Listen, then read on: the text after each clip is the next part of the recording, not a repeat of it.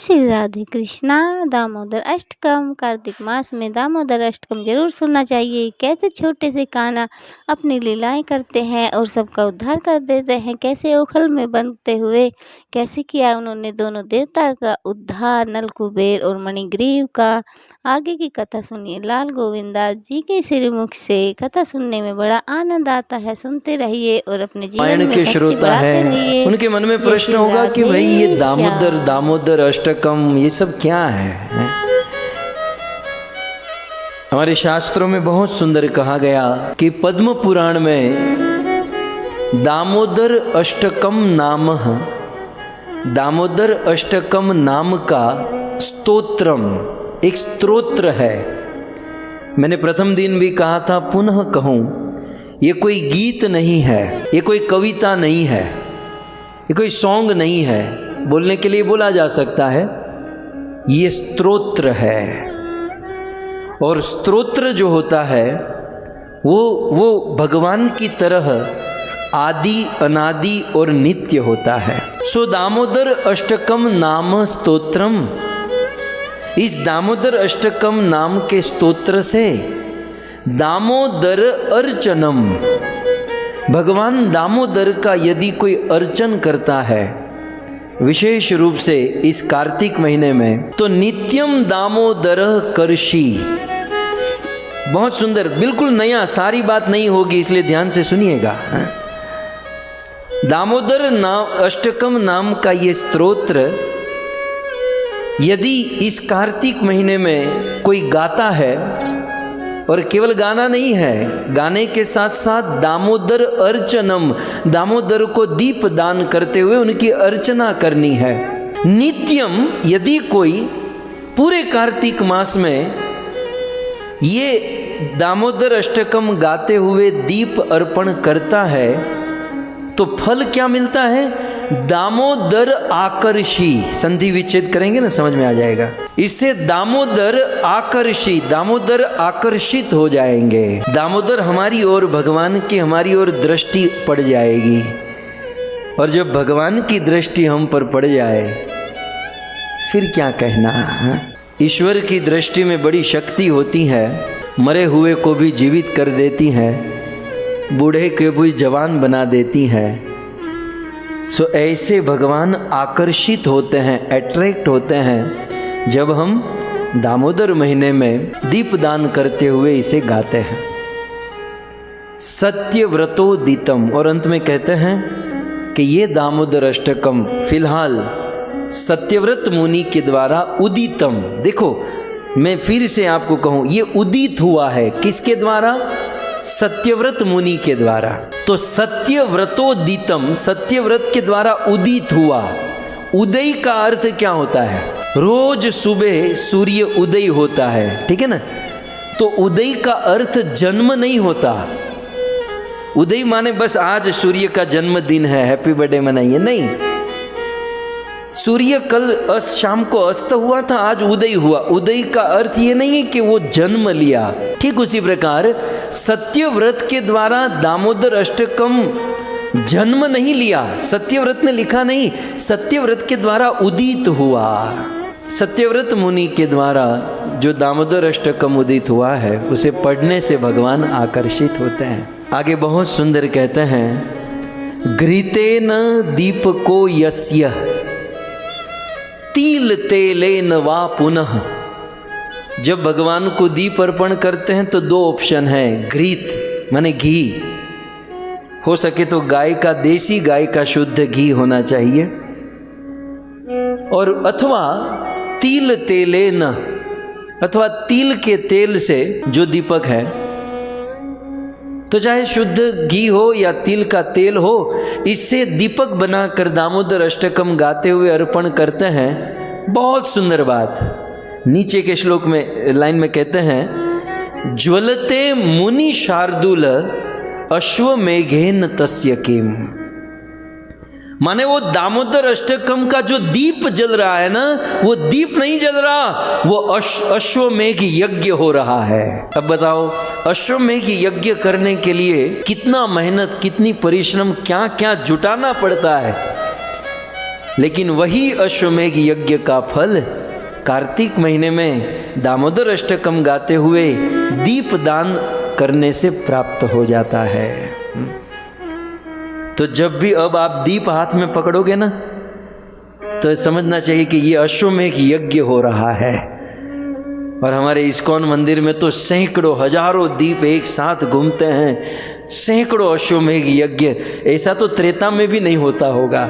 सो अश्वमेघ यज्ञ करने का फल। और क्या कहते हैं, कल्प कोटि सहस्त्राणी पातकानि बहुन्यपि। करोड़ों करोड़ों कल्प से यदि कोई सहस्त्र सहस्त्र पाप करता है, बहुन्यपि बहुत बहुत पाप भी क्यों न किया हो, निमिष अर्धेन दीपस्य विलयम यान्ति कार्तिके। इस कार्तिक महीने में यहाँ दीप जलता है और वहाँ हमारे करोड़ों जन्म के पाप जलते हैं। तो ये भी चिंतन करने लायक विषय है कि जब हम दीप अर्पण कर रहे हैं तो दीप की वो लपट में, वो लौ में मानो हमारे पाप जलकर भस्म हो रहे हैं। अब पाप तो हमने बहुत किए हैं, तो दीप दान भी बहुत बार करना पड़ेगा, एक दो बार से तो होगा नहीं। सो निमिषार्धेन दीपस्य विलयम यान्ति कार्तिक। हमारे सारे पाप उसमें विलीन हो जाते हैं, उस दीप की अग्नि में जलकर भस्म हो जाते हैं। सुनो सुनो सुनो, मैं नहीं कहता हूँ, श्लोक में लिखा है, श्रुणु सुनो दीपस्य महात्म्यम। ये कार्तिक में दीप अर्पण करने की महिमा सुनो। श्रुणु दीपस्य महात्म्यम कार्तिके केशवः प्रियम। ये दीपदान कार्तिक महीने में केशव को, कृष्ण को बहुत प्रिय है। और यदि कोई दामोदर अष्टकम गाते हुए दीपदान करेगा, दीपदानेन विप्रेंद्र न पुनर्जन्म यतेर्भुवि। कार्तिक महीने में दीपदान करने वाला व्यक्ति इस भूमंडल पर, इस धरती पर पुनः दूसरी बार जन्म नहीं लेता है। इस जन्म मृत्यु जरा व्याधि के चक्र में, इस जन्म मरण के बंधन में पुनः नहीं फंसता है यदि कोई दीपदान कार्तिक महीने में करता है।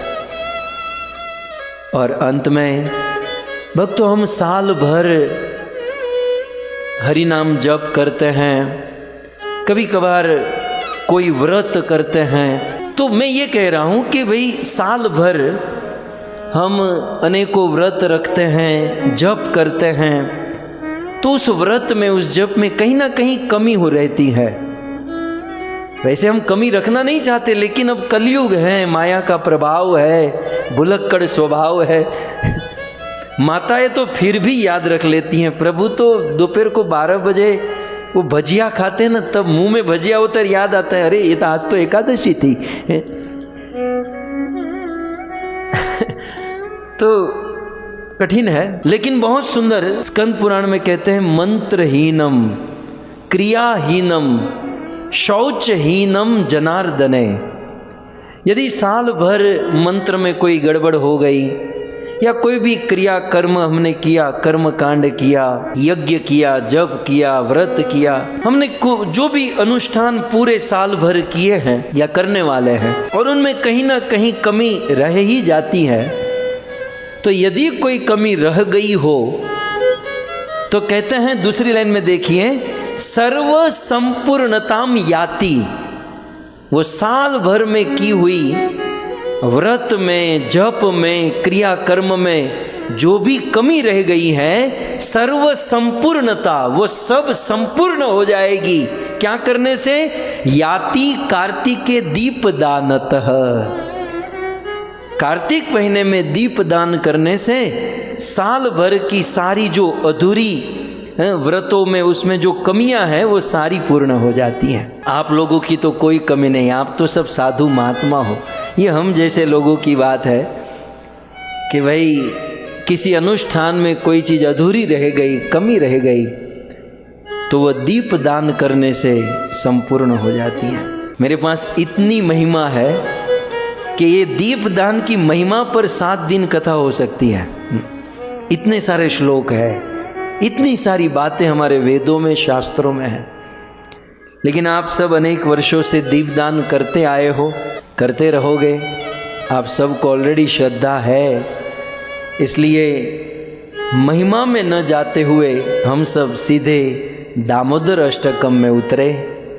बहुत सुंदर भगवान श्री कृष्ण की लीला तो हम वृंदावन से गाएंगे, लेकिन उस लीला का जो स्तोत्र पढ़ा गया, लिखा गया, जो गाया जाता है, उस स्तोत्र को हम समझने का विनम्र प्रयास कर रहे हैं। गत सत्र में 5वें श्लोक पर हम समाप्त किए थे। उसकी 2-3 बात बताकर हम आगे बढ़ें। यदि मैं आपको प्रश्न पूछूं कि भगवान किसी भक्त को दर्शन देना चाहे तो प्रोसेस क्या है? भगवान किसी भक्त को दर्शन कैसे देते हैं? What is the process? जैसे हम और आप किसी के सामने आ जाते हैं, गाड़ी फ्लाइट पकड़ के, ऐसे इतिहास खोलना होगा ना। श्रीमद् भागवत जी में हम देखते हैं कि ध्रुव महाराज ब्रज में जाकर तप किए। सबसे पहले भगवान कहाँ पर आए? ध्रुव के ध्यान में, ध्रुव के मन में, और फिर भगवान ध्रुव के सामने प्रकट हुए। एक सो भागवत के 10वें स्कंद में भी वर्णन है कि जब भगवान श्री कृष्ण को प्रकट होना हुआ तो सबसे पहले भगवान श्री कृष्ण कहाँ आए? आपने कई बार मैंने सुनाया है, आपने सुना होगा, सबसे पहले भगवान कृष्ण वसुदेव के मन में आए। वसुदेव के मन से माता देवकी के मन में गए और फिर भगवान आंखों के सामने प्रकट हुए। सो ये दामोदर अष्टकम जो है ना, बड़ा सैद्धांतिक स्तोत्र है।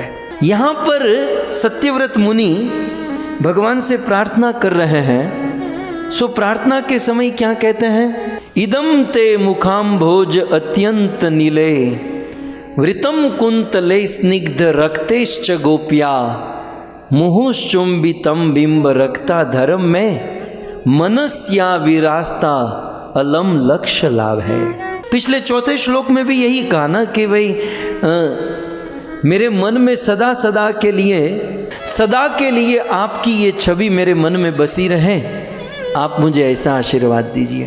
तो 2 श्लोक में, 4थे श्लोक में और 5वें श्लोक में भगवान श्री कृष्ण के रूप का वर्णन करते हुए सत्यव्रत मुनि कामना करते हैं कि मेरे मन में आपकी छवि स्फुरित हो जाए। सनातन गोस्वामी प्रश्न उठाते हैं कि मानो भगवान श्री कृष्ण कहे कि भाई तुम्हारे मन में, तुम्हारे हृदय में तो मैं पहले से ही बैठा हूं, इसलिए तो तुम सांस ले रहे हो। तुम जिंदा किस लिए हो? क्योंकि परमात्मा के रूप में मैं बैठा हूं। तो मैं तो ऑलरेडी हूं, तो फिर डबल दूसरी बार क्यों मांग रहे हो? तब सत्यव्रत मुनि कहते हैं कि प्रभु आप परमात्मा के रूप में सबके हृदय में हो, लेकिन बाल गोपाल के रूप में इस प्रकार से लीला करने वाले, यशोदा के हाथ से बंध कर रोने वाले तो आप किसी के हृदय में नहीं हो। तो मैं ये छवि मेरे हृदय में बिठाना चाहता हूँ।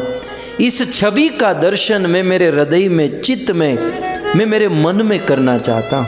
सो अभी हमें जो फोकस करना है, 4थे श्लोक में भी कहा गया मेरे मन में आपकी छवि रहे, और यहाँ 5वें श्लोक में भी कहा गया कि मनस्य विरास्ताम अलम लक्ष्य लाभ है।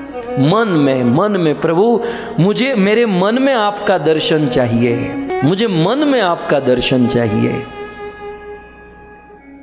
सो मन में भगवान का दर्शन बड़ा महत्वपूर्ण माना गया है। कई बार क्या है ना, बहुत सारे लोग हमने देखे हैं, सुने हैं, बहुत भटकते हैं। यहाँ भगवान मिल जाएंगे, यहाँ भगवान मिल जाएंगे, यहाँ वहाँ बहुत भागते हैं, बहुत भटकते हैं। अरे भगवान का दर्शन सबसे उत्तम मन में होता है, उसे देखने के लिए भटकने की जरूरत नहीं है। सत्यव्रत मुनि ने यही तो मांगा कि मुझे मेरे मन में आपकी छवि चाहिए, मुझे मेरे मन में आपका दर्शन।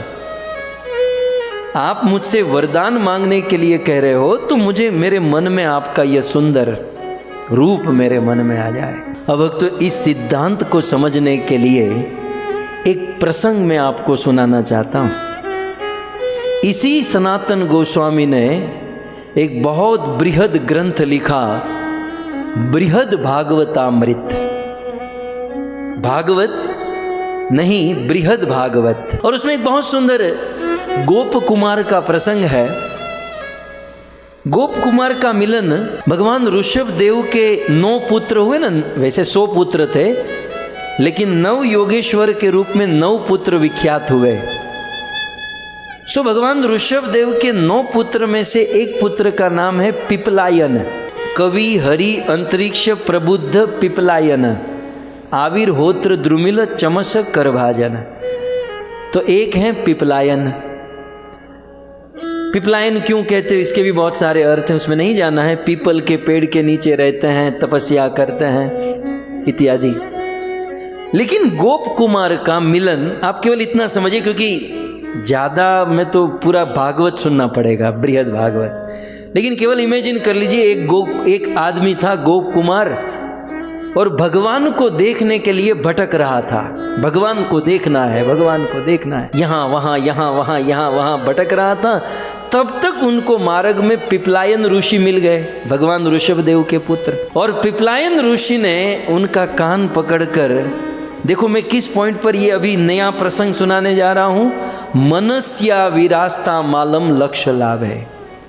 मन में भगवान का दर्शन मन में करे, मन में करने की इच्छा रखे। मन शिक्षा है, मानसी सेवा, ये मन की बड़ी महिमा है जो इस प्रसंग में बताई जा रही है। आइए अब मैं सीधा आपको बृहद भागवतामृत में लेकर जा रहा हूं। वहां पर गोप कुमार और पिपलायन ऋषि के बीच में ये संवाद है। इदम महत पदम हित्वा, ये कौन कह रहा है? भगवान ऋषभ देव के पुत्र पिपलायन ऋषि गोप कुमार को कहते हैं कि अरे गोप कुमार, तुम भटक क्यों रहे हो?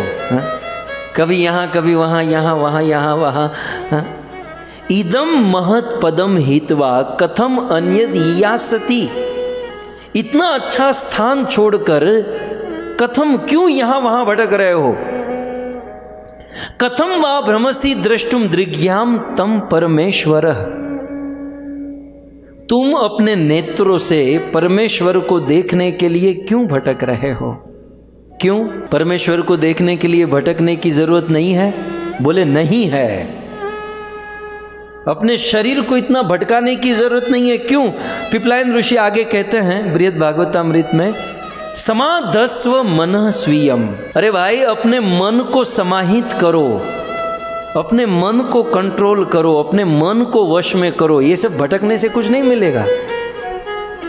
समाधत्स्व मनः स्वीयम, स्वीयम अपने मन को समाधि में स्थित करो, समाहित करो, कंट्रोल करो। और जब मन कंट्रोल हो जाएगा तो ततो द्रक्ष्यसि त्वं स्वयं, तो तुम स्वयं ही भगवान का दर्शन पालोगे। मन को कंट्रोल करने से स्वतः भगवान का दर्शन मिल जाएगा। क्यों?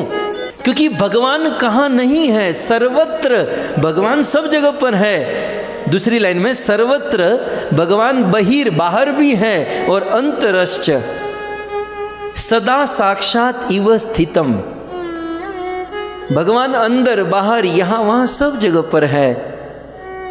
तुम्हें ये सब भटकने की जरूरत नहीं है। एक स्थान पर बैठो, अपने मन को समाहित करो, अपने मन को वश में करो, और अपने मन में भगवान को देखने का प्रयास करो। बहुत सुंदर शिक्षा देते हैं। परमात्मा वासुदेवः सच्चिदानंद विग्रह। क्यों? क्योंकि मन के अधिष्ठाता कौन है? ये बहुत अच्छी बात है। मन में भगवान का दर्शन करो, क्योंकि मन के अधिष्ठाता भगवान वासुदेव है। और भगवान वासुदेव एक तो मन के अधिष्ठाता है, इसलिए मन में उनका दर्शन करना चाहोगे तो जल्दी हो जाएगा।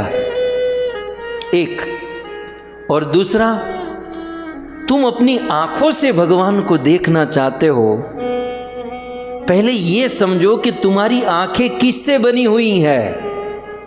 ये तुम्हारी आंखें पंच महाभूत का विकार है, पृथ्वी जल अग्नि वायु आकाश।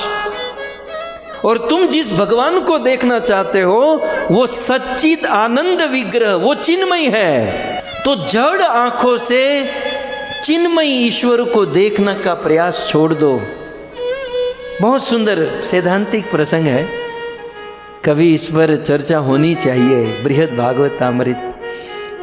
परमात्मा वासुदेव सच्चिदानंद विग्रह, वो वासुदेव, वो सच्चिदानंद विग्रह परमात्मा, वो भगवान। नितांतम शोधिते चित्ते, यदि अपना चित्त, अपना मन शोधित, पवित्र कर लोगे, शुद्ध कर लोगे, तो स्फुरति, तो तुम्हारे मन में ही परमात्मा स्फुरित हो जाएंगे। तुम्हारे मन में ही परमात्मा, वो भगवान प्रकट हो जाएंगे। न च अन्यत, फिर अंत में और दृढ़ कहते, और कहीं जगह प्रकट नहीं होंगे। वो परमात्मा, वो भगवान तुम्हारे मन में प्रकट होंगे। यहाँ वहाँ भटको मत। देखो अमेरिका वालों के लिए कितनी अच्छी बात, मतलब वो ठंडी लहर आ रही है, बहुत अच्छा है। चलो अमेरिका में है, कनाडा में है, दिल्ली में है, कहीं जाने की ज़रूरत नहीं है। ये तो जो इच्छा थी वही पूर्ण हो रही है। एમાં મારો કેયુર तो બહુ खुश થઈ રહ્યો છે આજે कि अच्छा है, चलो भारत वैसे भी जा नहीं सकते और प्रभु जी कह रहे हैं कि भटको मत। बात भी सत्य है भक्तों। नितांतम शोधिते चित्ते स्फुरति येष न चान्यतः।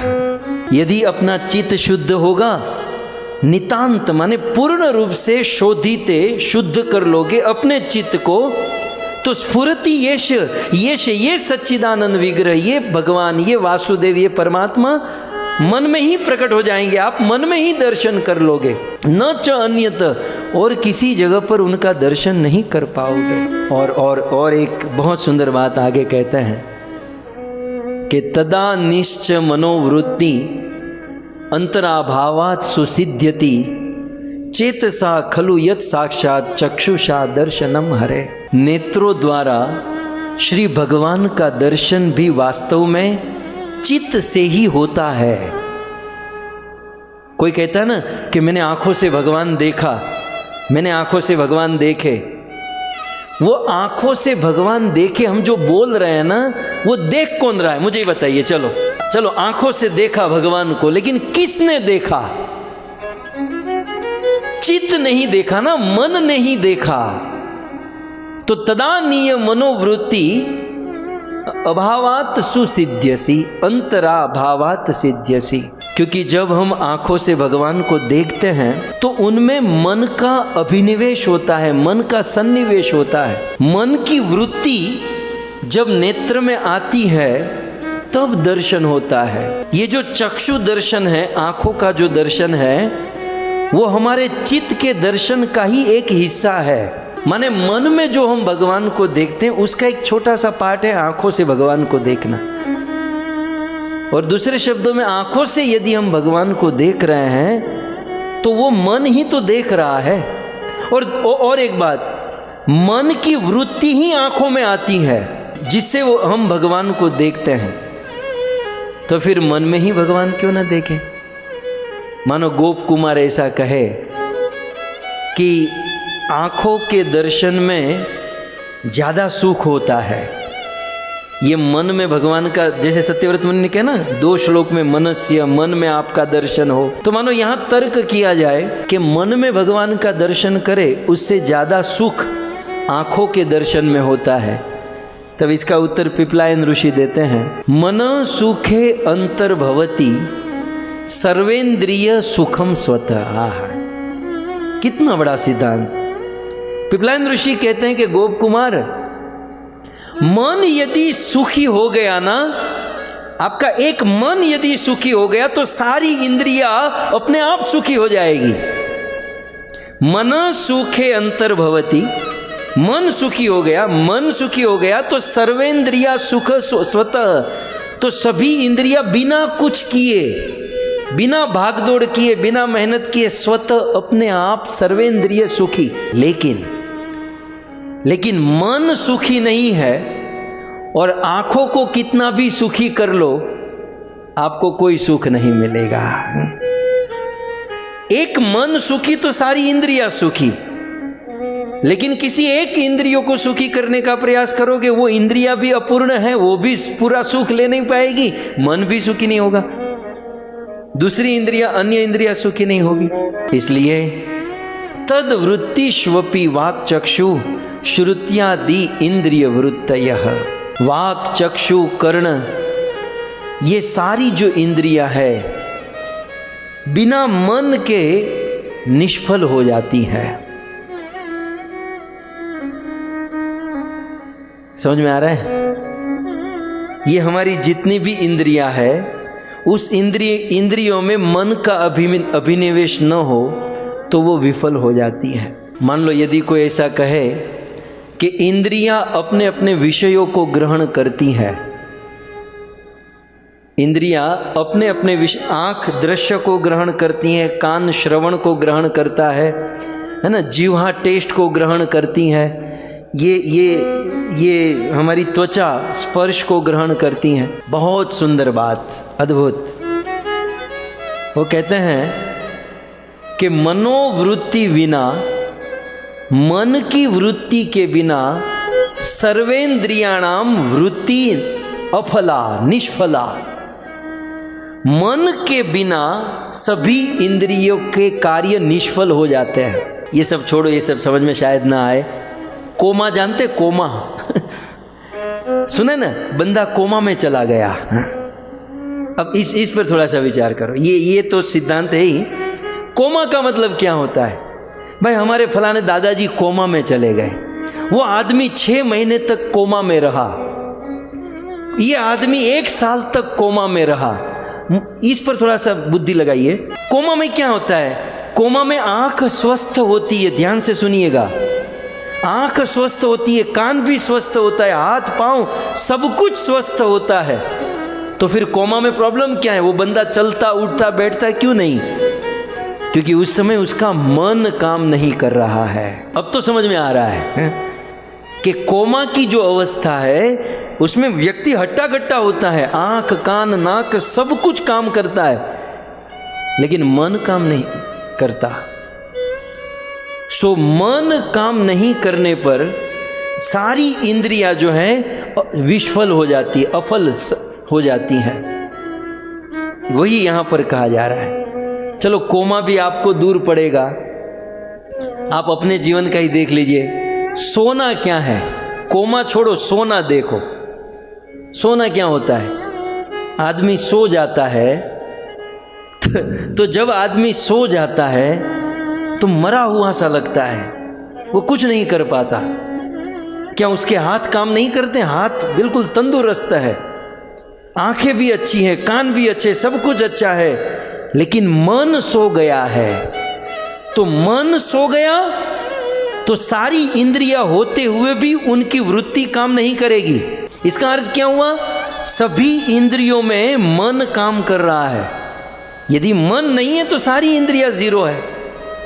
जैसे हम सो जाते हैं, जैसे कोई कोमा में चला जाता है, और उसको दूसरे शब्द में यदि मन में कोई चीज आ गई तो सारी इंद्रियों में अपने आप चीज आ जाएगी। कई बार नहीं होता है, कुछ लोगों के पास बहुत कुछ समृद्धि, संपत्ति, खान पान सब कुछ होने पर भी दुखी रहता है। इंद्रियों के पास सब कुछ है, आंखों के लिए देखने की चीज है, खाने के लिए भोजन है, सब कुछ है, लेकिन मन संतुष्ट नहीं है।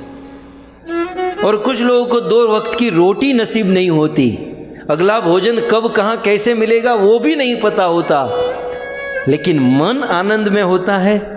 तो बाहर से अभाव होते हुए भी वह आदमी आनंद में होता है। तो यहाँ पर पिपलायन ऋषि कहते हैं कि मनोवृत्तिम विना सर्वेन्द्रियाणाम वृत्तयो अफला कृताप्यः कृत्येव स्याद मन्य उपलब्धित।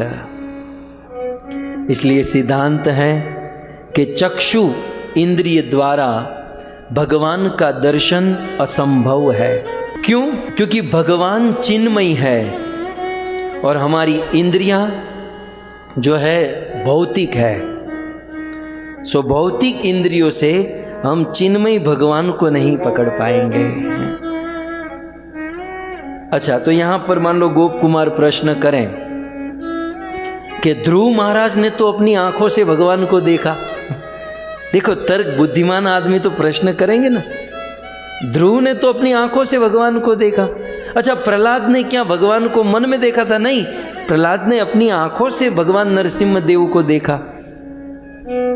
ऐसे इतिहास में अनेक भक्तों ने अपनी आंखों से भगवान को देखा। तब पिपलायन ऋषि इसका उत्तर देते हैं, बोले तुम्हारी बात सत्य है कि कदाचित कभी कभी भक्त्य वात्सल्याद, भगवान को अपने भक्त के प्रति बड़ी करुणा, मतलब वत्सलता का गुण प्रकट हो जाता है। तो कदाचित ये कहते हैं कभी कभी भक्त वात्सल्याद, भक्त वत्सलता के कारण याति चेत दृश्यताम दृशो, आंखों से कुछ भक्त भगवान को देख सकते हैं।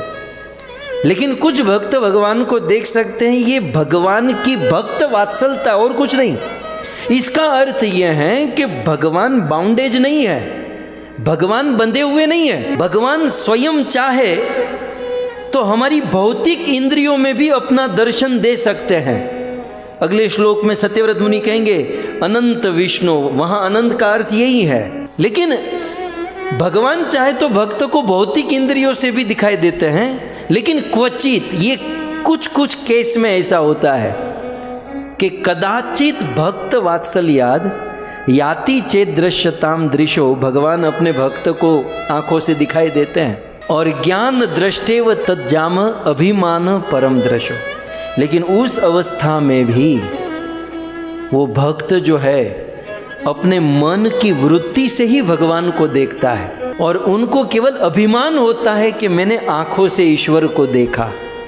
बाकी सत्य कहें तो मूल रूप से तो वह ज्ञान की दृष्टि से, ज्ञान दृष्टिएव या मन की दृष्टि से ही भगवान को देखते हैं। मान लो कोई कहे कि श्री भगवान अपनी कारुण्य शक्ति के द्वारा भगवान करुणा करे तो बाहरी दृष्टि से भी दूसरों को दर्शन दे सकते हैं, तो कहते हैं तस्य कारुण्य शक्तिया वहाँ दृश्यो त्ववि बहिर्देशो। जैसे भगवान अपनी करुणा से कभी कभी बाहर से दर्शन देते हैं तो वो अंदर से भी दर्शन देते हैं। लेकिन जब भगवान का दर्शन बाहर से हो या अंदर से हो, वो आनंद का एहसास जो है ना, वो तो मन ही करता है। हमारी पूरे पूरे शरीर में सुख का एहसास कहाँ होता है? आनंद का एहसास एक और मात्र एक मन में होता है। यदि हम आंखों से भगवान देख भी लें तो वो फीलिंग्स कहाँ होगी? मन में होगी, आंखों में नहीं होगी। ये कथा आप कानों से सुन रहे हैं, लेकिन आनंद कान को नहीं, मन को आ रहा है। तो इन सब इंद्रियों के द्वारा आखिर सुख और दुख तो मन ही भोगत रहा है। तो सीधे मन में ही यदि भगवान का दर्शन हो जाए तो सारी इंद्रियों को अपने आप भगवान का दर्शन हो जाएगा। इसलिए सत्यव्रत मुनि इन सारे सिद्धांतों को ध्यान में रखते हुए कहते हैं कि मुझे मन में आपका दर्शन दीजिए प्रभु, मैं मेरे मन में आपका दर्शन करना चाहता हूँ। भक्तों, इसीलिए भगवत गीता में कृष्ण ने कितना जोर दिया, मन मना भव मद भक्तो मध्या जिमाम नमस्कुरु मई एव मन आदत्स्व, मुझ में मन लगाओ, मुझ में मन लगाओ। एक बात ध्यान से सुनिएगा, हम लोग भक्ति के जितने भी कार्य करते, इवन हम वृंदावन जाते हैं, क्यों? आंखों से भगवान को देखने के लिए नहीं। इन भौतिक चर्म चक्षु से भगवान नहीं दिखेंगे। हम ब्रज में जाते हैं, दर्शन करते हैं, मंदिरों में जाते हैं, क्यों? अपने हृदय को शुद्ध करने के लिए। प्रोसेस समझ लीजिए। मैं संडे को मंदिर में दर्शन करके आ गई, भगवान को देख के क्या देखा? भगवान को, भगवान चिन्मयी है, आंखें भौतिक है, क्या देखा? प्रोसेस समझिएगा। हम और आप भगवान को क्यों देखते हैं? चित्त शुद्ध करने के लिए, मन शुद्ध करने के लिए। क्योंकि जब तक मन शुद्ध नहीं होगा वो भगवान मन में आएंगे ही नहीं। तो ये हम यात्रा करते हैं, गंगा नहाते, यमुना नहाते, यहाँ जाते वहां जाते, ये सब प्रयास क्यों हो रहा है? मन को शुद्ध करने के लिए। क्योंकि मन शुद्ध होगा तो ईश्वर का दर्शन हमारे मन में होगा, वो मन में आएंगे, मन में उतरेंगे। हम जब हरिनाम जप करते हैं ना, तो ये सब ध्यान में होना चाहिए कि ये करने का हमारा लक्ष्य क्या है, मन शुद्ध हो, मन भगवान में लगे। क्योंकि गीता में कृष्ण ने केवल और केवल मन मांगा है, याद रखिए। कृष्ण के पास सब कुछ है, धन संपत्ति सुंदरता ऐश्वर्य सब कुछ है, उस बंदे के पास एक चीज नहीं है और वो है मन। और इसलिए तो मांग रहे हैं कि अपना मन मुझे दीजिए, मन मुझे दीजिए। तो आप कहोगे कृष्ण के पास मन नहीं है, बोले है, लेकिन वो राधा रानी लेकर चली गई है, तो बेचारे मन वाले बिना मन वाले हो गए हैं। इसलिए कृष्ण को मन चाहिए, मन देना है। और हमारे जीवन में एक घटना तो न चाहते हुए भी घटेगी। कौन चाहता है कि हमारी मृत्यु हो जाए? लेकिन हम सबके जीवन में मौत आएगी, मृत्यु आएगी। अब मुझे बताइए कि जब जीवन में मृत्यु आएगी तो मृत्यु के समय क्या हमारी आंखें काम करेगी? जीवन भर भगवान को कहा आंखों से दर्शन दे दीजिए, अरे मृत्यु से 20 साल पहले ही मोती आ जाएगा, आंख तो कब के देखना बंद कर देगी। देखो जवानी में चश्मे आ गए हैं, तो मृत्यु के समय तो आंखें देखना ही बंद कर देगी, भगवान को कहाँ देखोगे? न वाणी बोलने का काम करेगी, न कान सुनने का काम करेंगे। प्राणः प्रयाण समये कफवात पित्तई, तो सब कुछ बंद हो जाएगा। इसलिए मृत्यु के समय केवल एक ही वस्तु काम करेगी और वो है मन। ये मन क्रियमाण होगा। यदि जीवन भर मन में भगवान का दर्शन करने का अभ्यास है तो मरते समय भगवान का स्मरण हो सकता है, अन्यथा नहीं। सो भक्तों, हम यात्रा करते हैं, धाम में जाते हैं, इवन आंखों से भगवान का दर्शन भी करते हैं, तो हम क्या देख सकते हैं?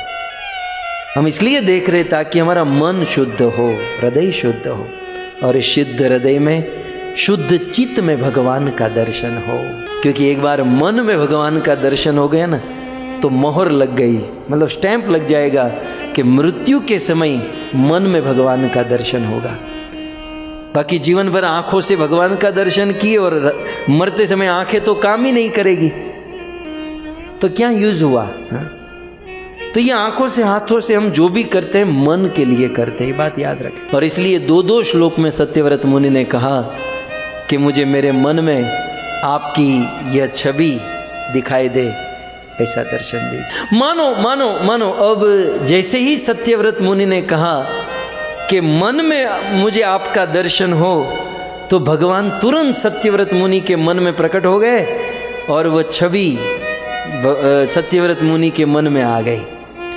अब जब मन में आ गई तब सत्यव्रत मुनि और एक चीज मांगते हैं, और वो मांगते हैं 6ठे श्लोक में। आइए 6ठे श्लोक का हम सब आस्वादन करें। नमो देव दामोदरानंत विष्णु, प्रसीद प्रभो दुख जलाब्धि मग्नम, कृपा दृष्टि वृष्ट्याति दिनं बतानु, कृपा दृष्टि वृष्ट्याति दिनं बतानु, गृहाणेश मामज्ञ में दक्षिदृश्य। जब सत्यव्रत मुनि को मन में भगवान का दर्शन हो गया, 4थे और 5वें श्लोक में जब उन्होंने प्रार्थना की, तो मन में दर्शन होने के बाद अब सत्यव्रत मुनि की उत्कंठा बढ़ गई, अब वो प्रेम बढ़ गया, अब वो कामना बढ़ गई। तो अब सत्यव्रत मुनि गोपियों की तरह कहते हैं कि हे कृष्ण, अब जब मन में आ ही गए हो तो फिर आंखों के सामने आने में क्या हर्ज है? जैसे माँ देवकी के मन में आए तो फिर आंखों के सामने आ गए, ध्रुव के मन में आए तो फिर आंखों के सामने आ गए, प्रहलाद जीवन भर मन में स्मरण किए तो नरसिंह देव के रूप में आ गए। तो सत्यव्रत मुनि कहते हैं 4-5वें श्लोक में जब मन में आ गए तो कहते हैं कि प्रभु अब आंखों के सामने प्रकट हो जाइए। इसका अर्थ क्या है? हमें सीधा आंखों के सामने भगवान को प्रकट नहीं करना है। हमारा पहला उद्देश्य है पहले मन में प्रकट हो, एक बार मन में हो जाए फिर अगला स्टेप सीधा आंखों के सामने। सो प्रोसेस ये है, फिर आंखों के सामने भगवान प्रकट हो। तो इस श्लोक के अंत में सत्यव्रत मुनि अपनी इच्छा व्यक्त कर रहे हैं, और वो इच्छा क्या है? अंतिम शब्द, लास्ट वाला शब्द देखिए, दृश्य, और दृश्य के आगे वाला शब्द क्या है? अक्ष। गृहाणेश मामज्ञ मेधक्षी दृश्य, तो बाकी सबको छोड़ के मेध अक्षी, अक्षी माने आंख, दृश्य माने प्रकट हो जाइए। तो इस छठे श्लोक में सत्यव्रत मुनि भगवान को अपने आंखों के सामने प्रकट होने की प्रार्थना कर रहे हैं कि महाराज मन में आ गए तो अक्षी दृश्य आंखों के सामने प्रकट हो जाइए। अब आंखों के सामने प्रकट हो जाइए, क्यों? तब शुरू करते हैं नमो देव। सत्यव्रत मुनि उत्कंठा से अन्वय करना भूल रहे हैं। उन्होंने कहना चाहिए देव नमः, लेकिन नमो देव जब आदमी भाव में आ जाता है ना, तो ये विधि विधान भूल जाता है। प्रभु मुझे आप मेरे आंखों के सामने प्रकट हो जाइए, क्यों? क्योंकि देव, देव का अर्थ होता है दिव्य रूप। प्रभु आपका रूप दिव्य है, इसलिए मन में तो अब देख लिया, अब आंखों के सामने थोड़ा सा। देव, मुझे आंखों से आपका रूप देखने की कामना, इच्छा हो रही है, क्यों? क्योंकि नमो देव, क्योंकि आप देव हो। देव माने दिव्य रूप वाले। इतना दिव्य रूप संसार में आपके रूप की कोई तुलना नहीं कर सकता। संसार के नियमों से परे, संसार की सुंदरता, संसार की सारी वस्तु से परे आपका सुंदर रूप है। इस दुनिया में कोई आदमी कितना भी सुंदर हो, हैं, अच्छे अच्छे कपड़े पहने, परफ्यूम डाले, लेकिन 2-5 घंटे में तो फिर अच्युतम केशवम हो ही जाता है। लेकिन भगवान के शरीर से स्वाभाविक सुगंध है, कृष्ण के प्रत्येक अंग कोमल है, अद्भुत, इसलिए देव कहते हैं। एक दूसरा क्या कहते हैं? दामोदर। हे दामोदर, मानो भगवान कहे कि भाई तुम बहुत बड़ी इच्छा प्रकट कर रहे हो। तुम कहते हो कि मैं तुम्हारे सामने प्रकट हो जाऊं। मैं तुम्हारे सामने कैसे प्रकट हो सकता हूं? मैं इतना बड़ा आदमी, तुम आजकल के लोग, मैं कैसे प्रकट हो जाऊं? तब इसके उत्तर में कहते हैं दामोदर। प्रभु आप दामोदर हो। और दामोदर का यहाँ पर अर्थ है, सनातन गोस्वामी कहते हैं भक्त वत्सल। प्रभु आप भक्त वत्सल हो। जैसे एक वत्सला गाय अपने ताजे ब्याए हुए बछड़े की कैसी रक्षा सेवा करती है, ठीक उसी प्रकार आप अपनी भक्त वत्सलता से यशोदा के हाथों में बंध गए। ये आपकी भक्त वत्सलता ही तो है। सो दामोदर माने भक्त वत्सल। मानो भगवान कहे कि भाई मैं प्रकट कैसे हो सकता हूँ, मैं प्रकट क्यों होऊंगा? बोले क्योंकि आप भक्त वत्सल हो, आप दामोदर हो। सो पहला है देव, दूसरा भगवान को कहते हैं दामोदर, तीसरा कहते हैं हे अनंत। नमो देव दामोदर अनंत। प्रभु आप अक्षी दृश्य मेरे आंखों के सामने प्रकट हो जाइए, क्यों? क्योंकि आप अनंत हो।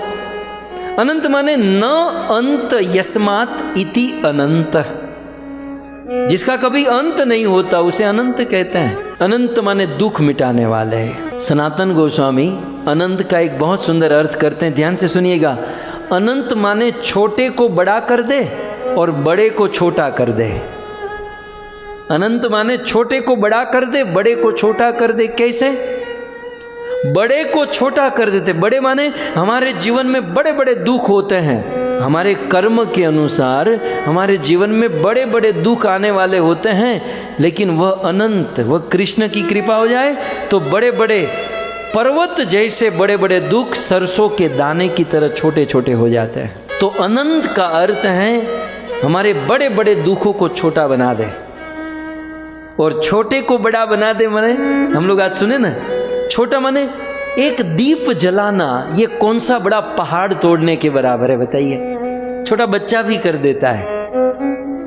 एक छोटा सा काम है दीप जलाकर भगवान को ऐसे घुमाना, लेकिन इस छोटे से काम को भगवान बहुत बड़ा बना देते हैं और हमें वैकुंठ गौलोक में पहुंचा देते हैं। सो छोटे से काम को बड़ा कर देते हैं और बड़े से दुख को छोटा कर देते हैं। ऐसा गुण कृष्ण में है, इसलिए कृष्ण को यहाँ पर सत्यव्रत मुनि अनंत कहते हैं। सो हे कृष्ण, अक्षी दृश्य, अंत में जो कहते हैं मेरे आंखों के सामने आप प्रकट हो जाइए। क्यों?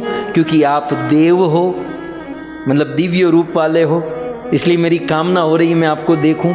दूसरा, क्योंकि आप दामोदर हो, भक्त वत्सल हो, इसलिए आपको आने में कोई हर्ज नहीं है। और तीसरा, आप अनंत हो। तब मानो भगवान श्री कृष्ण कहे कि आप तो पेरू में बैठे हो, आप तो अमेरिका में बैठे हो, और मैं रहने वाला वृंदावन का आदमी। अब वृंदावन छोड़कर मैं अमेरिका कैसे आऊं, मैं कनाडा कैसे आऊं? तब सत्यव्रत मुनि अगला शब्द कहते हैं विष्णु।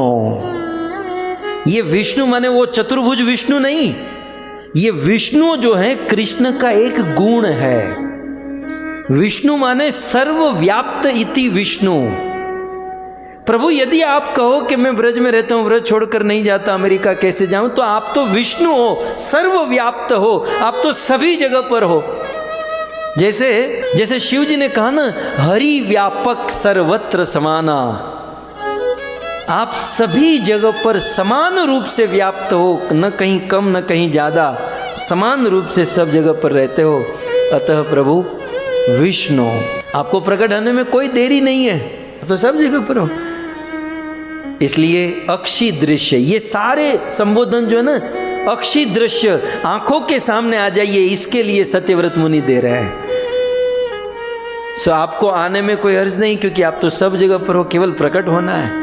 अच्छा, मानो भगवान कहे कि देख भाई, मन तक तो बात ठीक थी, उंगली दिया तो पूरा हाथ पकड़ लेगा। चलो, मन तक तो तुमने कहा कि दर्शन दो, तो हमने दे दिया। अब तुम कहते हो कि आंखों के सामने, मतलब अंदर से बाहर आंखों के सामने आ जाओ। मानो भगवान कहे कि सत्यव्रत, तेरी आंख चमड़े की बनी हुई है और मैं चिन्मय हूं, तू चमड़े का है, मैं चिन्मय हूं। चमड़े की आंखों से चिन्मय प्रभु को कैसे देख पाएगा, चिन्मय भगवान को कैसे देख पाएगा? तब सत्यव्रत मुनि अगला संबोधन देते हुए कहते हैं, प्रसीद प्रभो, प्रभो, आप प्रभु हो। और प्रभु माने कर्तुम अकर्तुम सर्वथा कर्तुम इति समर्थ। प्रभु का अर्थ है जो पॉसिबल है, जो इम्पॉसिबल है, ना मुमकिन को भी मुमकिन करे, उसी को तो प्रभु कहते हैं। सो ये बात मैं मानता हूं कि चर्म चक्षु के द्वारा चिन्मयी भगवान को नहीं देखा जा सकता, लेकिन मैं उससे भी ज्यादा ये मानता हूं कि आप प्रभु हो, और प्रभु होने के कारण नामुमकिन को भी मुमकिन, इम्पॉसिबल को भी पॉसिबल आप कर सकते हो। सो प्रभु, अक्षी दृश्य मेरे आंखों के सामने आप प्रकट हो जाइए। और प्रकट होकर क्या करना है? कृपा दृष्टि वृष्टि। हे प्रभु, मैं इस दुख रूपी जलाब्धि, इस दुख रूपी समुद्र में निमग्न हूं। मानो भगवान कहे कि मैं प्रकट होकर क्या करूं? तो सत्यव्रत मुनि कहते हैं कि हे प्रभु, दुख जलाब्धि मग्नम। जल अवधि माने जल का समुद्र, लेकिन यहां किसका समुद्र है? दुख रूपी जल का समुद्र है। तो यहां चारों ओर दुख ही दुख है, और इस दुख रूपी समुद्र में मैं निमग्न हो चुका हूं प्रभु। इस दुख रूपी समुद्र में मैं फंस चुका हूं। तो मानो कृष्ण कहे मैं क्या करूं प्रकट होकर? बोले कृपा दृष्टि वृष्टि, आप मेरे आंखों के सामने प्रकट हो जाइए और कृपा दृष्टि, कृपा रूपी दृष्टि की वृष्टि कीजिए। क्योंकि बतानु शब्द जो है ना, उसे थोड़ा सा समझिएगा। हम लोग है ना गाने के लिए इसको थोड़ा अलग भिन्न रूप से तोड़ रहे हैं, लेकिन ये शब्दों को कैसे तोड़ना जोड़ना है थोड़ा सीख लीजिए। क्योंकि बतानु का कोई अर्थ नहीं होता, इसमें दो शब्द है, बत अलग है, और अनुग्रह, ये ग्रह जो है ना उसको अनु के साथ जोड़ना है। तो बत और अनुग्रह इस प्रकार से होगा। हम लोग गाने के लिए बतानु गाते हैं, कृपा दृष्टि वृष्टि दीनम बतानु, लेकिन इसका एग्जैक्टली होगा बत माने अफसोस।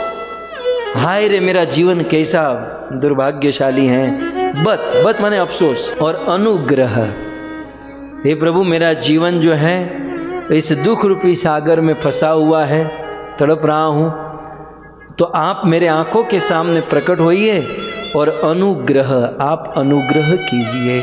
भगवान ने कहा मैं कैसे अनुग्रह कर सकता हूँ, तो फिर अगला छठा संबोधन देते हैं ईश।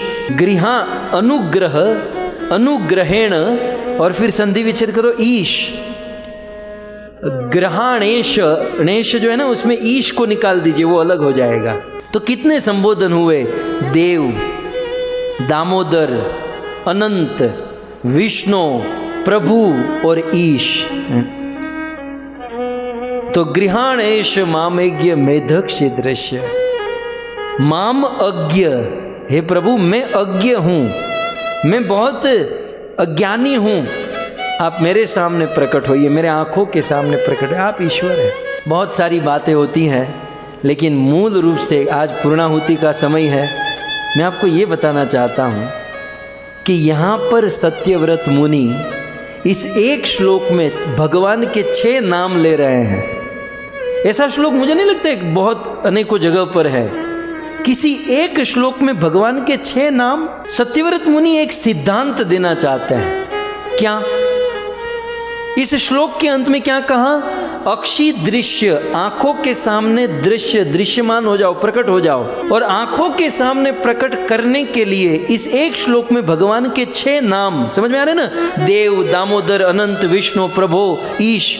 इससे सत्यव्रत मुनि हमें आपको ये समझाना चाहते हैं कि अक्षी दृश्य, आंखों के सामने प्रभु को यदि प्रकटाना है, तो मैंने जैसे यहाँ 6 नाम लिए, वैसे आपको भगवान के निरंतर नाम लेने होंगे।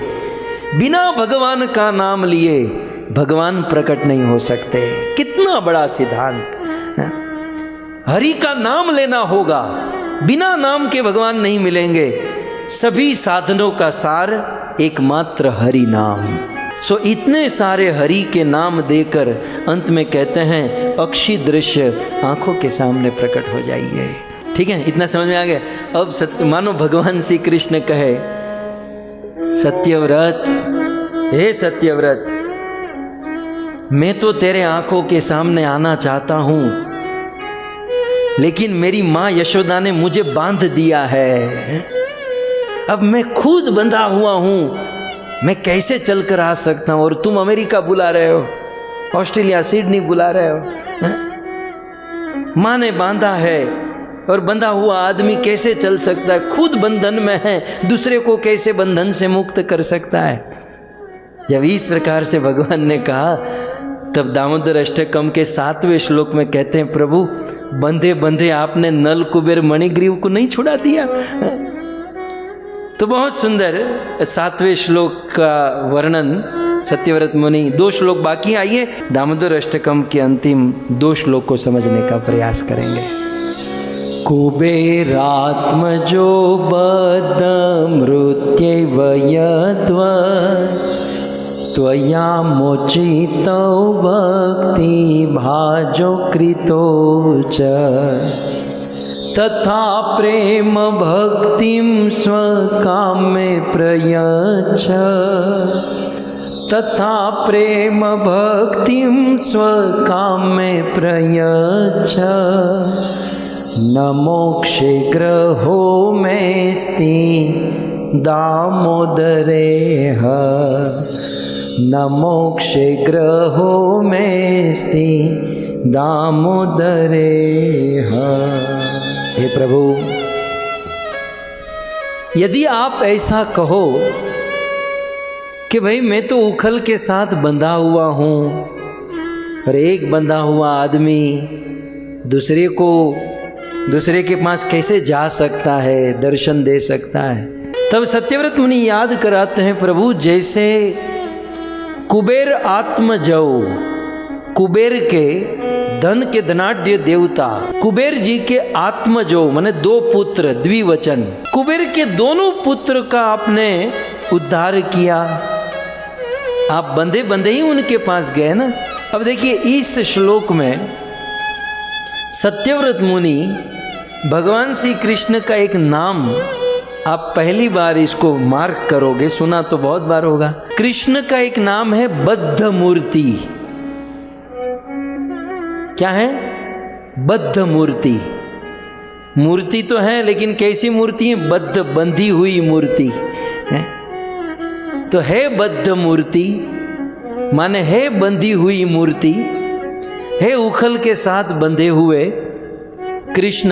कुबेर आत्मजो, कुबेर के पुत्र की तरह यत वत, जैसे आपने कुबेर के पुत्र को मोचितो संसार के 84 लाख के बंधनों से मुक्त कर दिया, और केवल आपने उनको संसार के बंधनों से मुक्त ही नहीं किया, भक्ति भाजो कृतो च, भक्ति का भाजन बना दिया, भक्ति का पात्र बना दिया। बाकी उन कुबेर के पुत्रों में क्या था? वो नरक का रास्ता तय कर लिए थे प्रभु, लेकिन आपकी अनंत कृपा ने उनको भक्ति का भाजन बना दिया। 84 के चक्र से मुक्त करके प्रेम भक्ति प्रदान कर दिया। कथा से आप सब परिचित हैं, मैं केवल 1-2 मिनट में स्मरण करा दूं। शिव जी ने देखा कि कुबेर के ये 2 पुत्र बड़े गुणवान हैं, इसलिए शिव जी ने कुबेर के ये दोनों पुत्र नल कुबेर और मणिग्रीव को अपना पर्सनल असिस्टेंट बना लिया, और शिव जी का कुछ काम वहीवट उनको देने लगे। धीरे धीरे धीरे धीरे समय बीता और इन दोनों का अभिमान बढ़ गया कि भाई हम तो शिव जी के मंत्री हैं, शिव जी को मंत्रणा देते हैं। और अभिमान आदमी से क्या नहीं कराता है, अभिमान कुछ भी करा सकता है भक्तों। और इस अभिमान के चलते धन और पद के मद के कारण ये कुबेर के दोनों पुत्र नल कुबेर मणिग्रीव शिव जी के ही कैलाश लोक में एक दिन शराब पीने लगे। इतनी शराब, शराब में चूर, नशे में चूर, और किसी 2 नृत्यांगनाओं को साथ में लेकर उनके साथ आलिंगन करते हुए, चुंबन आदि करते हुए, नृत्य करते हुए गंगा में स्नान करने लगे। ये पवित्र गंगा नदी थी, कुबेर का कोई वाटर पार्क नहीं था। पवित्र गंगा में जाकर शराब पीते हुए स्त्रियों के साथ इत्यादि और निर्वस्त्र स्नान करने लगे। बड़ा अपराध इन दोनों ने किया। और उसी समय उस मार्ग से नारद मुनि जा रहे थे। नारद जी को देखकर उन स्त्रियों को तो लज्जा आई, वो तो चली गई, लेकिन ये दोनों नारद जी का अपराध करने लगे कि साधुओं को चलने के लिए यही मार्ग मिला था, हमारी मजा बिगाड़ दी, हमारा आनंद बिगाड़ दिया, ये वो बहुत कुछ सोचने लगे। अब इस परिस्थिति को देखकर नारद मुनि ने अपने मन में सोचा।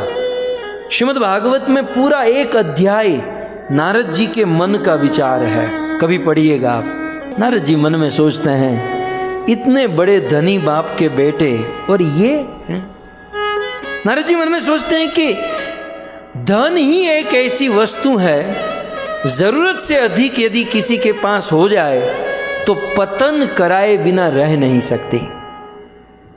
दरिद्र आदमी स्वाभाविक हम्बल होता है, नम्र होता है, पैसे कम है इसलिए बेचारा वैसे ही झुक कर रहता है, और अपने काम धंधे से ही फुर्सत नहीं मिलती, पाप कब करेंगे। लेकिन धनी आदमी रच रच के पाप करते हैं। नारद जी ने मन में बड़ा अफसोस किया, और फिर नारद जी का वो श्राप नहीं, अनुग्रह ही था। नारद जी ने कहा कि निर्वस्त्र और ऐसे गंगा में स्नान कर रहे हो, यदि निर्वस्त्र ही रहना है तो मैं आपको श्राप देता हूं, मनुष्य क्यों बने, आप वृक्ष बन जाओ। जैसे ही वृक्ष बनने का श्राप दिया, इन दोनों के होश उड़ गए, दिमाग ठिकाने पर आया। नारद जी को प्रणाम किया, महाराज हमें क्षमा कीजिए। नारद जी ने कहा कि देखो श्राप तो मिल चुका है, लेकिन आप प्रार्थना कर रहे हो, इसलिए मैं इतना कर सकता हूँ कि आप दोनों वृक्ष तो बनोगे, लेकिन नंद बाबा के आंगन में वृक्ष बनोगे। सो ये नल कुबेर और मणिग्रीव नंद बाबा के आंगन में 2 वृक्ष बने, और वृक्ष का नाम हुआ अर्जुन वृक्ष। अर्जुन वृक्ष जानते ना? अर्जुन वृक्ष की जो लकड़े की छाल होती है उसका थोड़ा सा चूरा करके आप दूध में उसमें डाल के पियोगे, बड़ा आनंद आएगा, कभी कीजिएगा। मैंने कल ही पिया था। मैंने सोचा था कि अर्जुन वृक्ष का उद्धार करना है तो आज थोड़ा पी लेते हैं। तो दो अर्जुन वृक्ष थे और दोनों ट्विंस थे और इसलिए इसे कहते हैं यमलार्जुन। यम माने जोड़ा, ट्विंस। तो ये दो वृक्ष थे। अब क्या हुआ, यशोदा मैया ने कृष्ण को उखल से जब बांध दिया, गोपियों ने बहुत कहा कि भाई छोड़ दो, इसके भाग्य में बंधन नहीं है, बेचारा रो रहा है। यशोदा गोपियों को डांट कर कहती है कि एक तो तुम लोग इसकी कंप्लेंट लेकर आती हो कि ये शरारत कर रहा है, चोरी करता है। अब जब मैं इसको सुधारना चाहती हूँ तो तुम ही उसको बिगाड़ रही हो, भागो यहाँ से। कोई कृष्ण के पास नहीं रहेगा। आज कृष्ण के लिए यही सजा है, उखल के साथ बंद कर पड़ा रहे। कृष्ण उखल के साथ बंधे हुए रो रहे हैं। अब उखल के साथ बंधे बंधे कृष्ण 1 घंटा 2 घंटा 3 घंटा रो रहे हैं। तब तक कृष्ण की दृष्टि ये दोनों वृक्षों के ऊपर गई। कृष्ण मन में सोच रहे हैं कि यार 2-3 घंटे से मैं बंधा हुआ हूँ तो इतना कष्ट हो रहा है, ये मेरे आंगन में ये 2 वृक्ष हजारों वर्षों से जड़ जमा कर खड़े हैं, इस वृक्ष योनि के बंधन में बंधे हैं, इनको कितना कष्ट हो रहा होगा। उखल के साथ बंधे हुए कृष्ण को उस वृक्षों का बंधन एहसास होने लगा। और इसीलिए किसी कवि ने कहा है ना, घायल की गति घायल जाने हैं। आज तक कृष्ण को ये विचार नहीं आया। कृष्ण तो यहीं पर रहते थे ना, कृष्ण तो रोज उस वृक्ष को देखते थे, लेकिन आज तक कृष्ण को विचार नहीं है। लेकिन जब अपने पर बंधन आया तब एहसास हुआ कि ये बंधन क्या होता है। ये जरूरत थी कृष्ण को बांधने की। वहां रामचंद्र केवट की नौका में बैठे तो केवट ने 4-5 चक्कर लगवाए तो राम जी थक गए, कहा कि केवट पार करा दो। तब केवट ने भी यही कहा ना, प्रभु 2-5 चक्कर में थक गए, हम लोग 84 के चक्कर में फंसे हुए हैं, हम कितना थक गए होंगे। तो यहाँ पर कृष्ण जब बंधे हुए थे तो उस प्रांगण में वृक्ष योनि में बंधे हुए का बंधन स्मरण हुआ और कृष्ण ने ठान लिया कि आज कैसे भी करके इन दोनों वृक्षों का बंधन में खोल दूंगा। खुद बंधे हुए हैं और वो जो बंधे हुए उनको छुड़ाना चाहते हैं। यहाँ पर एक बहुत बड़ा सिद्धांत है भक्तों, याद रखिए ध्यान से। कई बार हमारे मन में ऐसा होता है कि ये हमारे गुरुजी ठीक से चल नहीं पाते हैं, ठीक से बोल नहीं पाते हैं, ये हरि नाम जब कब करते होंगे, क्या करते होंगे, कितना करते होंगे। स्थूल दृष्टि से, बाहरी दृष्टि से कभी कभी बिगड़ेल दिमाग में ऐसा विचार आ सकता है कि भाई हमारे आचार्य, हम जिनके आश्रय में हैं, जिस गुरु के आश्रय में, वो तो हमारी तरह हमसे भी हैं। लेकिन एक बात स्मरण रहे कि भगवान कृष्ण खुद बंधन में थे, लेकिन उस नल कुबेर मणिगिर यमलार्जुन का बंधन छुड़वा दिया। सिद्धांत ये है कि समर्थ व्यक्ति स्वयं बंधन में होकर भी दूसरों का बंधन खोल सकता है, समर्थ व्यक्ति। इसलिए कभी भी अपने किसी व्यक्ति को अपनी छोटी बुद्धि में आंकना नहीं चाहिए कि ये तो कल का लड़का है, ये तो ऐसा है, तो वैसा है। अपनी छोटी बुद्धि में वैष्णवेर क्रिया मुद्रा विज्ञ न बुझाई, कभी किसी को तोलना नहीं चाहिए, क्योंकि यहाँ देखा गया है कि कृष्ण बंधन में है लेकिन उस बंधन को उन्होंने मुक्त कर दिया। समर्थ व्यक्ति कुछ भी कर सकता है। उदाहरण के तौर पर ये हम फ्लाइट की टिकट लेते हैं, ट्रेन की टिकट खरीदते हैं तो किसी एजेंट से खरीदते हैं ना। अब मान लो आप अमेरिका में हो और किसी एजेंट को फ़ोन किया, मुझे भारत की टिकट चाहिए, दोगे? बोले हाँ $1000 होगा। बोला ठीक है। लेकिन हम उसको पूछे तुम कभी भारत गए हो? बोले मैं तो कभी भारत गए। फ़ोन रखो, खुद नहीं गया, मुझे क्या पहुंचाएगा? नहीं, ऐसा नहीं होता ना। वो टिकट देने वाला आदमी कभी भारत देखा भी नहीं है, लेकिन यदि वो एजेंट है, माने समर्थ है, तो भले खुद नहीं गया लेकिन हजारों को भारत पहुंचा देगा। ठीक उसी प्रकार इस संसार में कई ऐसे महात्मा, कई ऐसे वैष्णव, कई ऐसे गुरुजन दिखने में हमें असमर्थ दिखते हैं, लेकिन समर्थ यदि है तो वो हमें वैकुंठ भगवत धाम या भगवत प्रेम दिला सकते हैं। सो यहाँ पर भगवान श्री कृष्ण बंधन में है और बंधे हुए कृष्ण ने सोचा कि मैं इसका उद्धार करूंगा। कृष्ण थोड़ा सा चलने का प्रयास किए तो उखल से गिरे, कृष्ण भी गिरे, उखल भी गिरा। और फिर जैसे छोटे बच्चे चलते ना, लड्डू गोपाल जो हमारी माताओं के पास लेकर बैठे हैं, लड्डू गोपाल कैसे ऐसे 4 पांव से चलते हैं, हाथ और पांव से, ऐसे कृष्ण चलने लगे। बीच में रस्सी थी और पीछे उखल घसीटते हुए आ रहे थे। कृष्ण उखल को घसीटते घसीटते चलने लगे। हरीश्वरी जी ने कह दिया कि इसका और एक नाम हो गया। हाँ? क्या नाम? घसीटाराम। हाँ? कृष्ण का एक नाम दे दिया, घसीटाराम। हाँ? क्योंकि घसीट कर चल रहे हैं, उखल को घसीट कर चल रहे हैं। हाँ? तो घसीटाराम चलने लगे उखल को घसीटते हुए। और चलते चलते कृष्ण दोनों यमलार्जुन के बीच में से क्रॉस हो गए। रस्सी भी निकल गई, लेकिन उखल जो था इसे तिरछा फंस गया। और कृष्ण को ज्यादा ऐसा दम नहीं लगाना पड़ा। स्वाभाविक कृष्ण थोड़ा सा उसे आगे खींचे। कई वर्षों से जड़ जमा कर ये दोनों वृक्ष खड़े थे, लेकिन कृष्ण की एक छोटी सी चेष्टा धड़ाम करके दोनों वृक्षों को गिरा दिया। अब ब्रज में तो सब भगवान की इच्छा से होता है। वृक्ष गिरे, लेकिन गिरने की आवाज कुछ देर के बाद आई। और वो कुछ देर में क्या घटना हुई, उस वृक्ष में से 2 देवता प्रकट हुए, नल कुबेर मणिग्रीव, पार्षद स्वरूप प्राप्त करके, और दोनों हाथ जोड़कर भगवान को सुंदर स्तुति किए। और भगवान ने उनको शुद्ध, क्योंकि उन्होंने कहा वाणी गुणानुकथने श्रवणों कथायाम, भगवान ने भक्ति और प्रेम का आशीर्वाद दिया। तो यहाँ पर सत्यव्रत मुनि यही याद करा रहे हैं कि प्रभु यदि आप ऐसा कहो कि मैं बंधा हुआ हूँ, और बंधा हुआ आदमी कैसे आंखों के सामने चलकर आ सकता है, तो प्रभु आपने बंधे हुए ही तो नल कुबेर मणिग्रीव का उद्धार किया। जब इतना बड़ा काम कर दिया आपने, तो मुझ जैसे पामर जीव का उद्धार क्यों नहीं करते। और एक वस्तु चाहिए प्रभु, आप दर्शन तो दोगे ही, मुझे विश्वास है। देखो कृष्ण भक्त बड़ो चतुर है। पहले क्या कहा? पहले कहा कि मुझे कुछ नहीं चाहिए, ठीक है। फिर क्या कहा? मेरे मन में आपकी छवि लीला करती रहे। फिर और आगे बढ़े तो क्या कहा? जो मन में आप आए हो वो मेरे आंखों के सामने आ जाइए। अब भगवान आंखों के सामने भी आ गए, तो अब क्या कहते हैं? प्रभु अभी भी मेरा कोई भरोसा नहीं है। आप मेरे आंखों के सामने आ गए और कहीं मैं संसार के भोग माया में फंस गया तो प्रभु लगे हाथ और एक काम कर दीजिए। बोले क्या? बोले मुझे प्रेम भक्ति का आशीर्वाद दे दीजिए। 4 चीज मांगी है।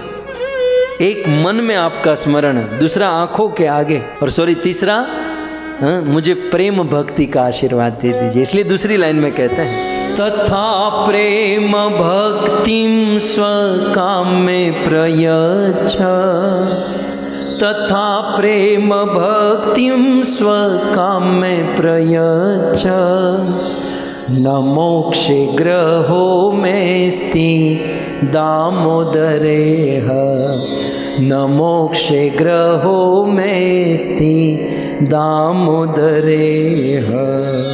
तो हे प्रभु, तथा प्रेम भक्तिम, प्रभु आप अपनी प्रेम भक्ति मुझे दीजिए। स्वकाम में मुझे आप अपनी प्रेम भक्ति दीजिए।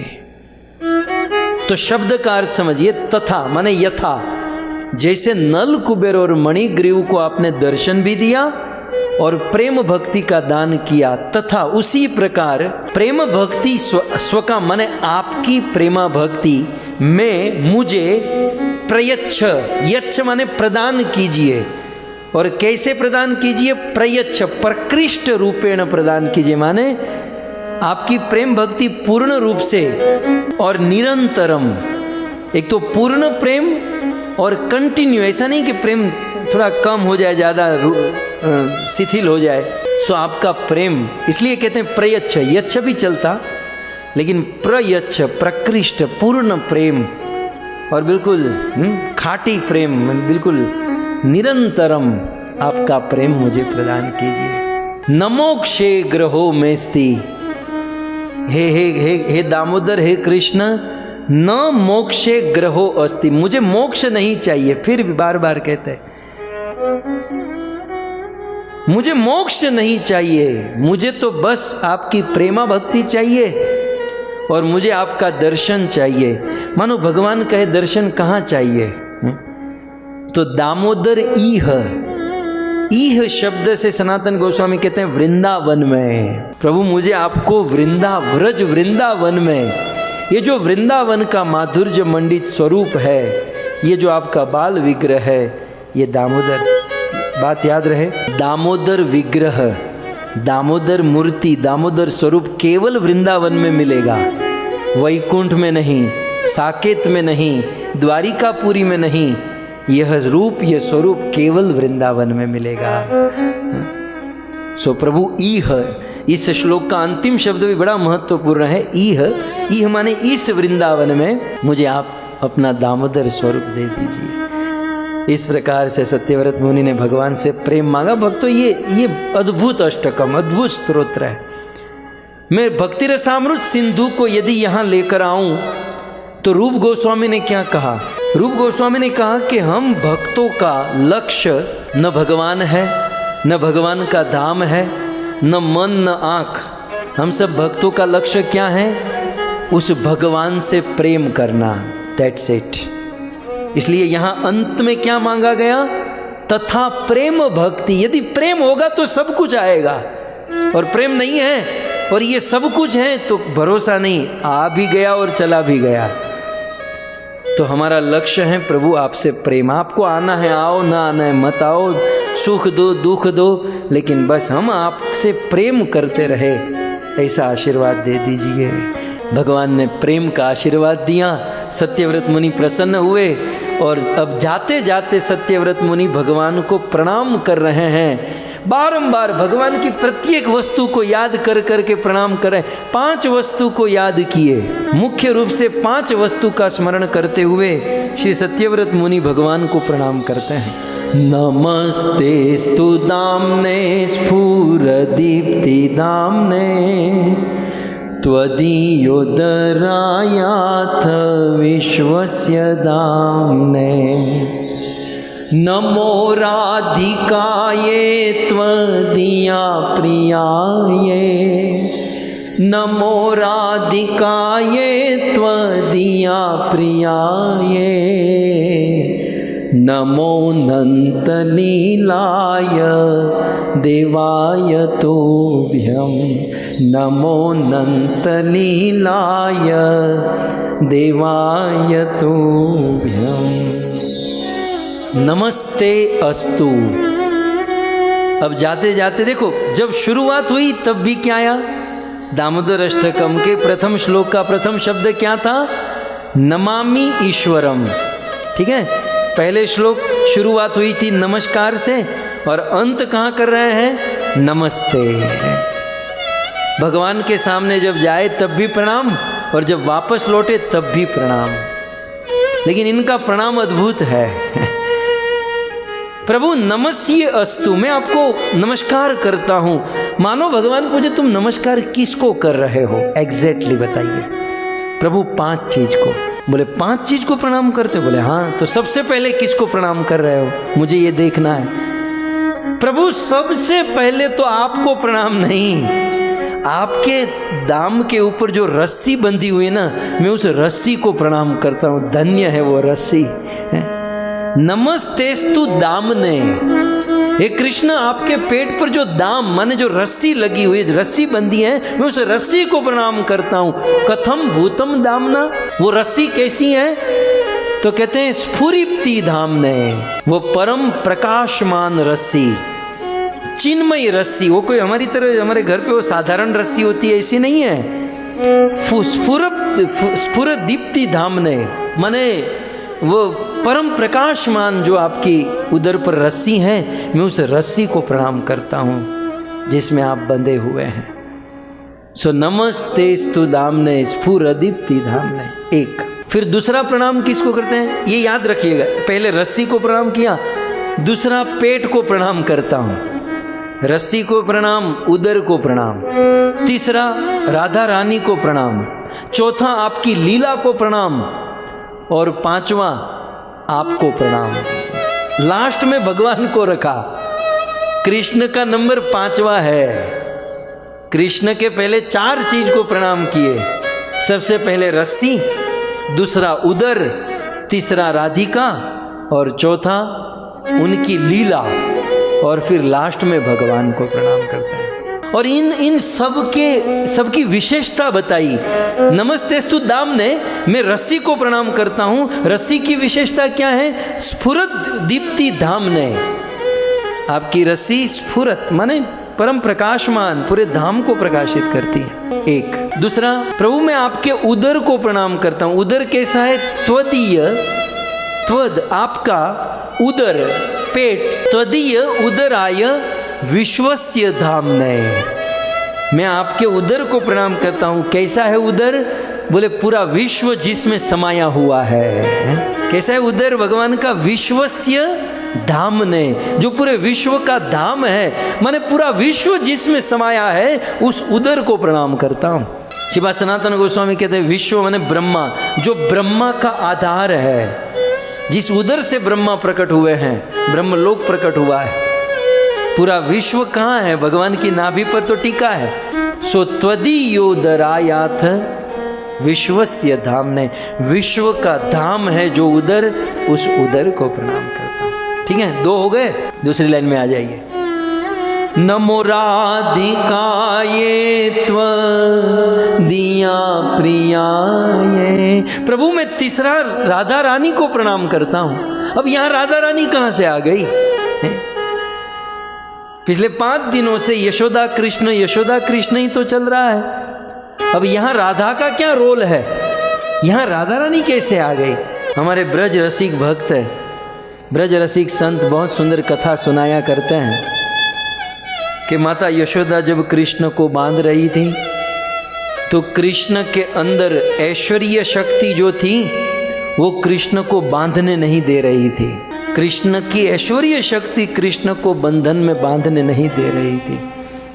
माता यशोदा थक गई, पसीने से लथपथ हो गई, उनके सारे बाल बिखर गए, कपड़ों का कोई ज्ञान बांध नहीं। पूरे घर की रस्सी एकत्रित करके बांधने गई, 2 उंगली कम।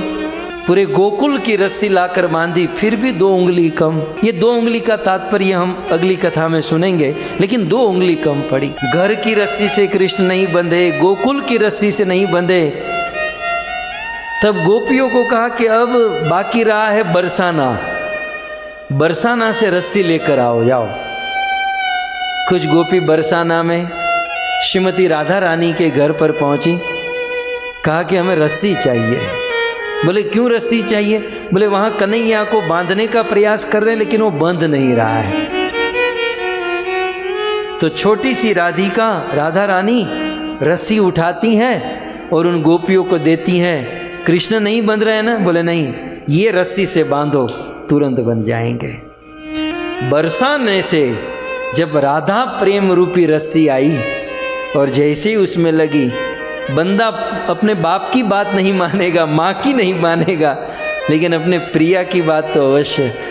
जब राधा रानी ने जब रस्सी भेजी और उस रस्सी से यशोदा ने बांधा तो कृष्ण बंध गए। और इसलिए नमो राधिकाये त्वदीया प्रियाये, नमो राधिकाये त्वदीया प्रियाये, नमो नंत लीलाय देवाय तुभ्यम। और इसीलिए सत्यव्रत मुनि कहते हैं कि मैं उस राधा रानी को प्रणाम करता हूँ जिनकी कृपा से, जिनकी कृपा शक्ति ने कृष्ण को आज उखल से बांध दिया है। दामोदर अष्टकम का अंत करते हुए अब 4था प्रणाम श्री सत्यव्रत मुनि भगवान की लीला को करते हैं कि नमो अनंत लीलाय। प्रभु आपकी लीला को मैं प्रणाम करता हूं। क्यों? कैसी है मेरी लीला? बोले अनंत। प्रभु आपकी लीला का कोई और छोर नहीं है। अनंत लीला है। लीला कैसी है? तो कहते हैं अनंत। आपकी लीला का कोई दी एंड नहीं कर सकता। गाने वाले गाते रह गए, लिखने वाले लिखते रह गए, सुनने वाले सुनते रह गए, लेकिन आज तक कोई इसको इति नहीं कर पाया प्रभु। अनंत लीलाय ऐसे देव तुभ्यम, ऐसे अलौकिक असाधारण दिव्य भगवान श्री कृष्ण, आपको बारंबार नमस्कार, आपको बारंबार प्रणाम करता हूँ। शुरुआत नमस्कार से और अंत नमस्कार से। इस प्रकार से आज श्री सत्यव्रत मुनि अपने दामोदर अष्टकम के 8 श्लोक यहाँ पर समाप्त करते हैं। और हम भी सत्यव्रत मुनि और श्री सनातन गोस्वामी पाद और शिल प्रभुपाद जी की शिक्षाओं को लेकर पिछले 5 दिनों से इस दामोदर अष्टकम के विषय में श्रवण किए। इनमें कई सारी त्रुटियां होगी। मैं तो आम ही बड़ो मूर्ख हैं, मैं तो कुछ नहीं जानता हूँ, ज़ीरो नॉलेज है। जो भी टूटा फूटा होता है आपके बीच में बोल देता हूँ, आप सुन लेते हैं, ये आपकी महानता है। मैं कोई ऐसा आइडियल वक्ता नहीं हूँ, कोई ऐसा स्टैंडर्ड वक्ता नहीं हूँ। बस प्रेम है कि आप लोग आते हैं और श्रद्धा से सुनते हैं, और हम लोग भगवत चिंतन, भगवत स्मरण कर लेते हैं। और ये करते हुए जहाँ भगवान के नाम, भगवान का रूप आदि आता है तो हमारा समय सार्थक होता है। बस इसी भावना से हम टूटी फूटी भाषा में बोल लेते हैं, लेकिन वास्तव में योगदान आप लोगों का है, समर्पण आप सब भक्तों का है। आप सब श्रद्धा से, भाव से इस कथा को सुनते हो, तब हमारा मन, हमारी बुद्धि प्रेरित होती है कि कुछ पढ़े, लिखे, समझे। और इस प्रकार से आपने हमें सेवा में लगाए रखा। बुरी बुरी धन्यवाद आप सभी भक्तों को। समग्र पटेल परिवार, एटलांटा से वृंदा गोपिका माता और उनका पूरा परिवार, पेरू से कमला माता, बम्भानी और गोधवानी परिवार, वर्जीनिया से शिवानी सिंह माता, मल्होत्रा और बाधेल परिवार, आप सभी भक्तों ने इस कार्तिक के पवित्र पर्व में अपना योगदान दिया और इस कथा का आयोजन किया। आप सभी भक्तों का भूरी भूरी धन्यवाद। और सारे श्रोता जगत को, हमारे भक्तों को धन्यवाद। बड़े प्रेम से आते हैं, कथा सुनते हैं। आप सभी भक्तों को धन्यवाद। आप सबको देखकर बड़ा उत्साह आता है। जैसे सत्यव्रत मुनि के पास प्रणाम करने के अलावा कुछ नहीं है, आज मेरे पास भी आप लोगों को प्रणाम करने के अलावा कुछ नहीं है। आप सबके चरणों में पुनः पुनः प्रणाम एवं धन्यवाद। ये पूरा वर्ष आपने मुझे बहुत सहायता की। आपने अपनी उपस्थिति रखकर मुझे कृष्ण कथा गाने के लिए इस सेवा में नियुक्त किया। मैं आपका ऋणी रहूँगा। इस जन्म में तो शायद ये ऋण नहीं चुका पाऊँगा, लेकिन अवश्य ये ऋण कभी नहीं भूलेंगे। सो धन्यवाद, भूरी भूरी धन्यवाद। आइए जय जयकार करते हुए हम आज के सत्र को विराम करें। ग्रंथराज श्रीमद् भागवतम महापुराण की, श्री कृष्णचंद्र भगवान की, परम पूज्य राधा गोविंद गोस्वामी महाराज की, जगत गुरु श्रील प्रभुपाद की, निताय गौर प्रेमानंदे। जय जय श्री राधे, जय जय श्री राधे, जय जय श्री राधे श्याम।